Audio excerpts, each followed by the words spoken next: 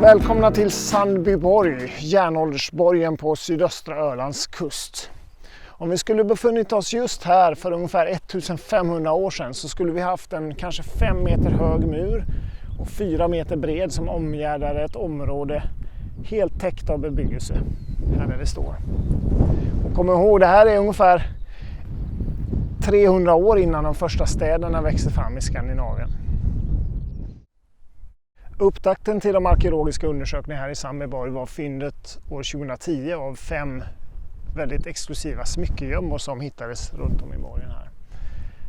Och det är dräktspännen av en typ som kallas för reliefspännen som hittades tillsammans med en massa andra föremål som pärlor och fingerringar och bärnsten och silver och guld och sånt. Och de här fynden vittnar ju väldigt tydligt om både stor rikedom men också långväga kontakter. Och den första av de här smyckena som hittades faktiskt precis här där vi står nu, i det här huset som kallas för hus 53 som ligger här där vi är nu. På den här platsen där vi står nu ligger ett av de husen som är undersökt helt och hållet, och just det här huset kallar vi för hus 40. Och vi har ena gaven här borta med ingången och så sträcker det sig ungefär 12-13 meter i den riktningen och 6 meter brett. Och i det här huset hittades flera väldigt exklusiva föremål, bland annat den allra finaste kanske, eller mest exklusiva och innehållsrika smyckegömman hittades i hörnet på huset här borta. Och så även liggandes på golvet hittar vi flera rätt så exklusiva föremål, bland annat ett romerskt guldmynt längre in i huset här. Men det mest uppseendeväckande med det här huset är nog ändå de makabra lämningarna efter 6 hela kroppar av ihjälslagna människor och delar av ytterligare 3 personer. Så totalt 9 individer finns det lämningar av i det här huset bara. Som är alltså ett av 53 hus i borgen.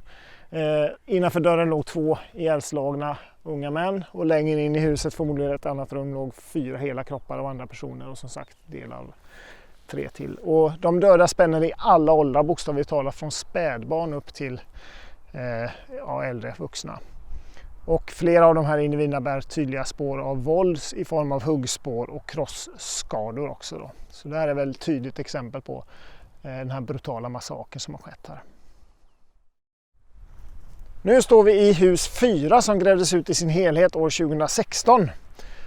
Och det här visade sig vara ett väldigt fint och tydligt hus. De stenlagda väggarna, murarna från väggarna syntes väldigt tydligt, och den ingången som vette in mot gatan här var väldigt tydlig här ungefär. Så det är kanske 12-13 meter långt och 6 meter brett ungefär.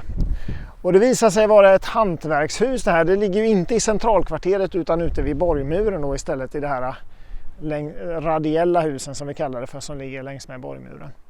Och hantverkshus, det kunde vi se bland annat att man faktiskt tillverkat röda och gula glaspärlor här inne. Och det kunde vi se genom att vi hittade små försmälta bitar av rött och gult glas, framförallt i den inre delen av huset här borta. Precis som i flera av de andra husen här, eller alla andra husen som vi har grävt i, så hittade vi mänskliga kvarlev här också. Det fanns lämningar av en äldre man längst in i huset, men också ungefär här där jag står nu kroppen av ett barn i 5-7 års åldern ungefär. Och här vid ingången så hittades också skallen och några kotor från halsen av en ung tonåring, där en av kotorna var avhuggen, så det var en tydlig halshuggning faktiskt. Går vi utomhus, utanför huset där vi också grävde lite av gatan, så kunde vi se att här bredvid huset på västra sidan så löper en trång gränd som går upp mot en av portarna som ligger här uppe. Och i den här gränden hittar vi också en del mänskliga kvarlevor, bland annat faktiskt delar av en person som visar sig är den första säkert belagda kvinnan som vi har hittat spår av i borgen.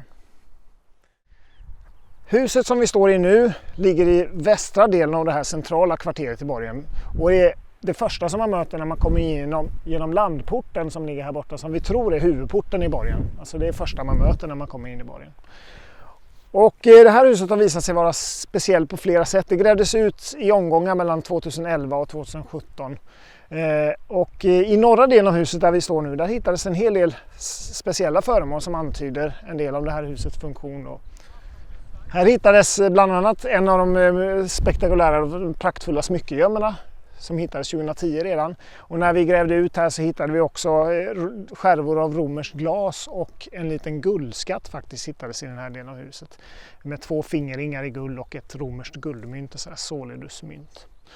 Och gaven i den här änden av huset var vackert rundad så här, och utanför gaven på gatan alltså så hittades stor mängd skärvor av keramikkärl av en väldigt speciell typ. Det är kannor med väldigt fint gjord dekor som hittades minst 2 sådana kannor här ute. Och det är en typ av kärl som man vanligtvis anser har använts framförallt inom dryckesceremonier.